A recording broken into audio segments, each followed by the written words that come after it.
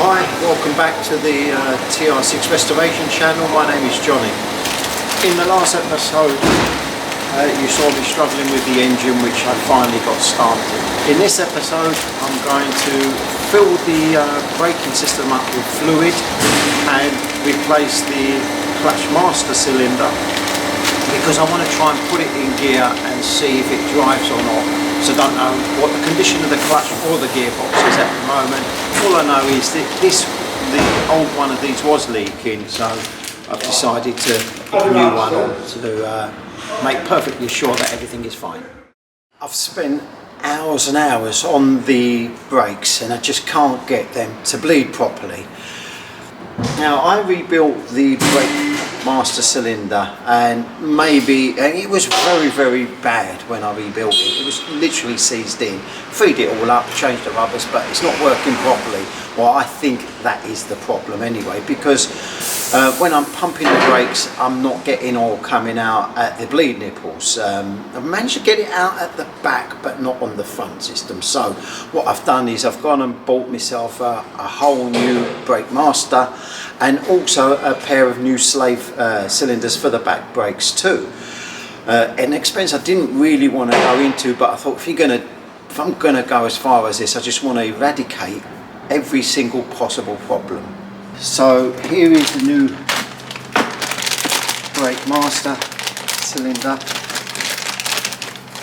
which is nice because it comes complete with the top bit, which looks a lot nicer than the old one. It's all nice and clear white plastic, as opposed to this one, which is sort of yellowed over the years. So you can see the difference, and that's just going to enhance the engine bay.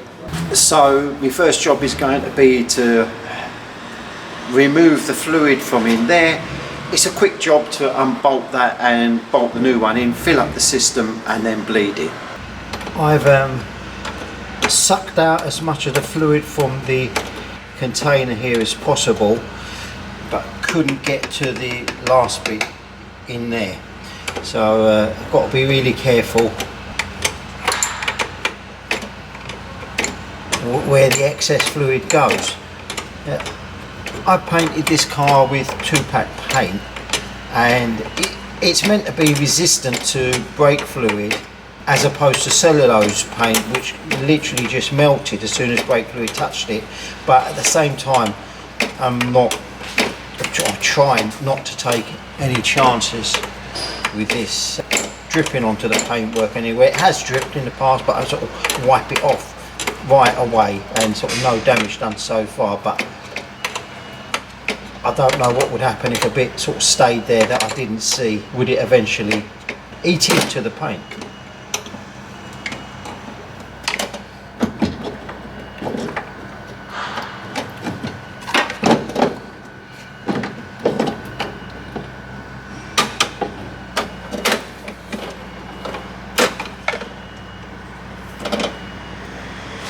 Refitting the new one is a simple process, thank goodness.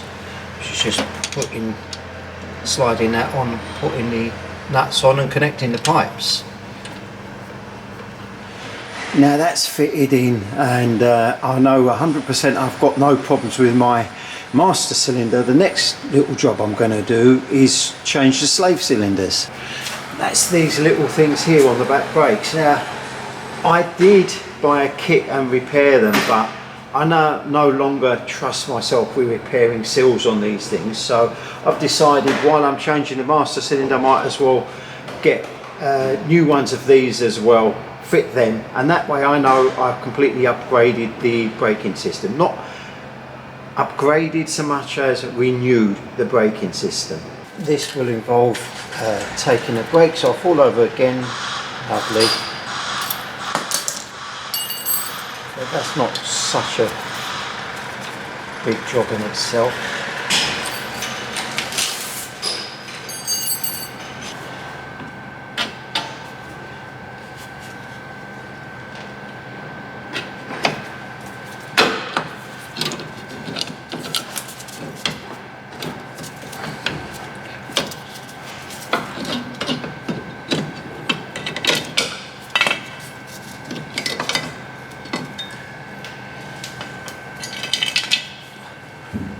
that's the brakes off.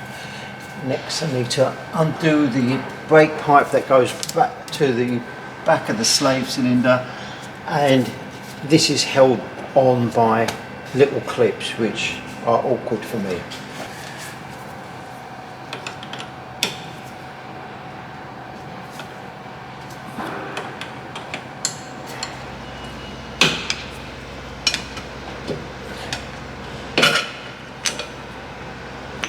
And out that comes.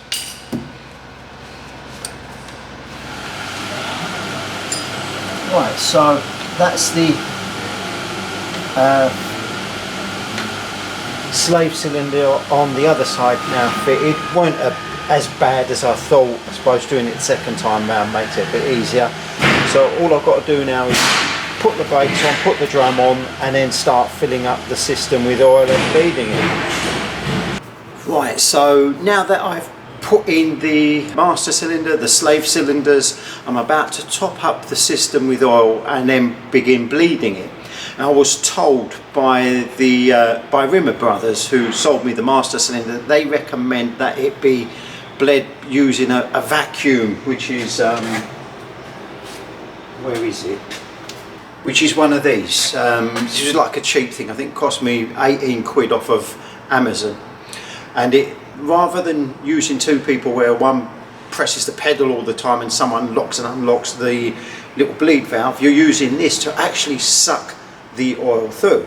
Now, apparently, as what they said in Rimmer Brothers, you should be using this rather than the two-man system, because by pressing the brake pedal, apparently it pushes the piston too far on the master cylinder, and that could cause you problems. Now, that could have been my original problem, but I don't know. So I'm just going to do this now. I'm not going to bother filming this and showing this to you because it's boring, and hopefully see you at the other end when I've got a firm brake pedal. It's 5:30 in the afternoon. I've spent all day on the brakes, couldn't get them to work, and then finally, with a bit of help from my brother, not with a bit, in fact, without him I would have smashed the car up by now. He spotted that when I rebuilt the calipers, I put the nipple in the wrong place, and the bleed nipple is always meant to be the highest point on the brake caliper. Well, I rebuilt them and forgot where everything goes or whatever, just put it in the wrong place, and that was causing me endless problems when it came to bleeding. It just wouldn't bleed. I went to the expense of buying a brand new master cylinder and a couple of slave cylinders as well, 150 quid, and it still didn't work. So I was a bit pissed off, to be honest with you. I've been literally non-stop on it, and then my brother came along and had a look. It's busy, I don't want to keep bothering him. He had a look and he goes, what you done here? I goes, what? He goes, what's that down there? I said, well, what's wrong with it? He goes, you've got a bleed nipple in the wrong position. He goes, that's your problem.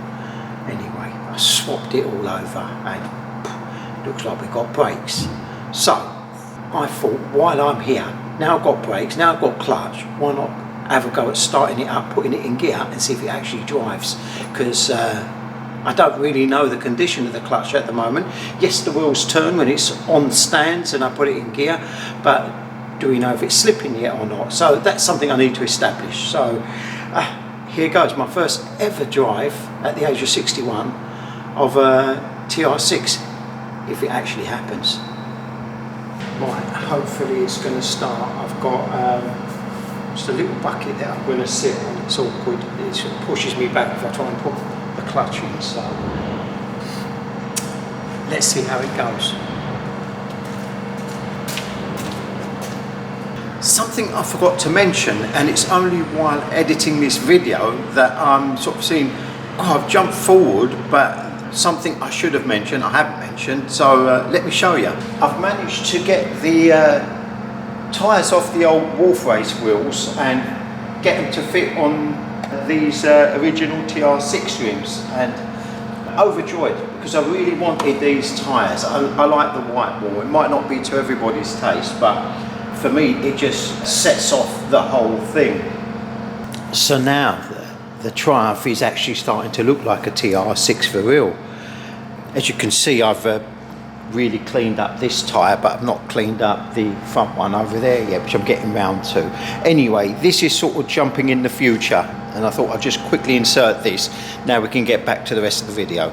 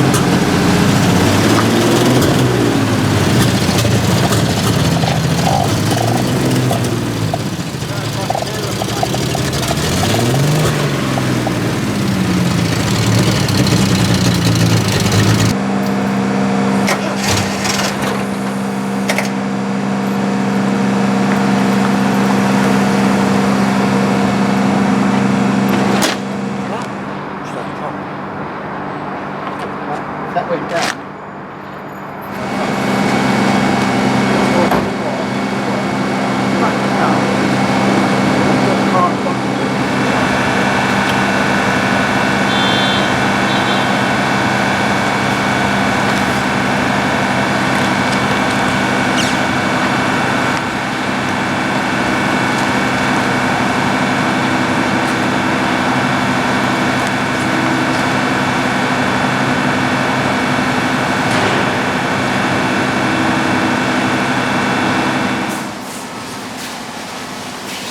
Where the traction is right out, the wheels slipping.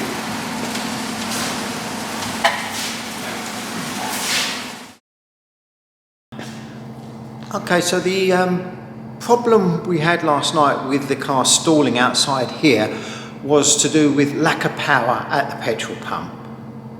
This morning when I came in, I tested it and there was just no power there at all, and traced it back to the inertia switch, which is up on the bulkhead, the little safety switch in case of an accident. Suddenly it switches power off to the pump and stops it feeding petrol. Anyway, just needed a little bit of a clean up. The contacts were a little bit dirty, and sorted that out, and it fired up once again, first time again this morning. So that done, I can carry on with the rest of the car. Right, I'm planning a few jobs for this weekend, and one of them was to finally get the back of the panel here sprayed in satin black, so like the instantly recognisable black panel of a TR6. It's almost, it's kind of a signature really, I suppose. Anyway, I've just masked it off with this real good tape. As you can see here, it's more kind of plasticky and it bends around, and of course it's very narrow. I didn't know this stuff existed. Only when I went into the paint shop to get something, I saw it. I thought, God, that's going to be so much easier than trying to do it with 1-inch masking tape. So mask it off with that to begin with, and then I can mask off with the 1-inch masking tape and paper beyond that. So I've given it the first coat of satin black, and I'm using cellulose paint for this, and I've mixed it up fairly thin, and I'm going to build it up with several light coats so that it doesn't create any orange peel, because I don't want to be rubbing down and cutting back satin black. I just don't know how that works. That possibly might make it shine once I try to cut it back and polish it. So obviously I want a gun finish with this, so This is the first coat. It's going to probably need like 5 or 6 coats, if not more, of this, and then unwrap it and see how it looks. That's now had, I lost count of how many coats. As I say, I mixed it up thin so that there's no orange peel in it. Still a little bit patchy, so I'm going to carry on laying on those coats, and should be done in the next 20 minutes. So there's all the bits done today. I'm happy because I had a little tick list of things that I wanted to do today, and I've managed to complete them. A, get the car started. B, paint that rear panel, and C, get the seals under-sealed. I've also flat and polished a few panels, 2 back wings and the boot lid, so I've literally just got, I think, that door and that wing to flat and polish now, and then that's all the bodywork side of things done. Time now is coming up to 6:15, and I really should be getting home, but you know what, I can't go home without ripping off all of that paper and unveiling my good work. So I'm going to spend an extra sort of 10 minutes doing that, and I've also got to have a bit of a tidy up because I've kind of left my brother's garage on that side in a bit of a state, so don't look like I'll be going home any time early.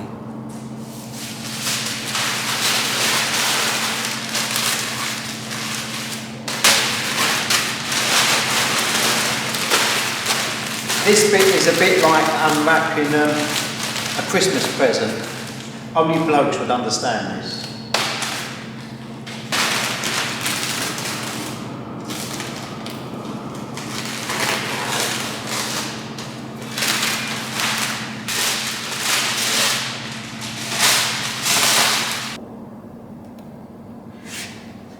Peeling off this, the sort of detailing tape is quite satisfying because you get a really crisp line, and I'll show you that in a moment. A little bit of overspray there, that'll cut out, but look how neat that line is.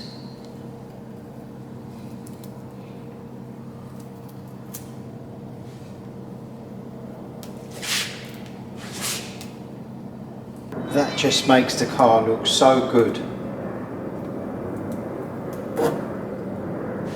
So that's it for this episode. Not as much moaning in this one as there has been in some of my past ones.